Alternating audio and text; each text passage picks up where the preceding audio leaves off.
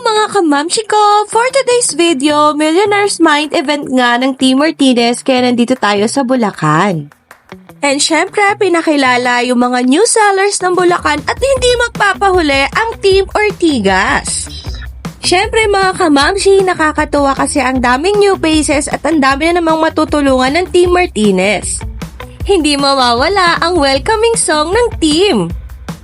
Nakaka-overwhelm din at nakaka-inspire yung mga taong nag-share kung paano nila nakuha yung first icebreaker sale nila o yung kanilang unang benta.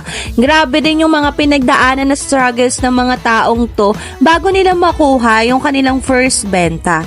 And syempre natanggap na rin nila yung kanilang lanyard kasi dito sa Team Martinez may lanyard ka, ibig sabihin meron kang benta.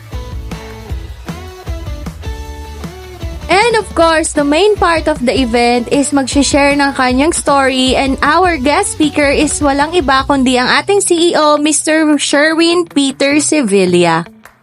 And mga kamamshi ko, na-awardan din tayo as a top earner this month of August.